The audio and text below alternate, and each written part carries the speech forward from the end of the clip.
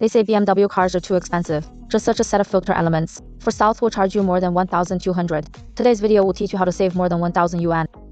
In fact, the original filter element of our car is OEM by Mahle. And if we buy it ourselves and replace it, it only takes more than 100. Today, I will share this set of filter replacement methods with all BMW owners. Let's replace the air filter element first. Follow the engine intake pipe to find this box. Open the surrounding buckles with the help of a tool. The old filter element can be taken out by lifting the lid.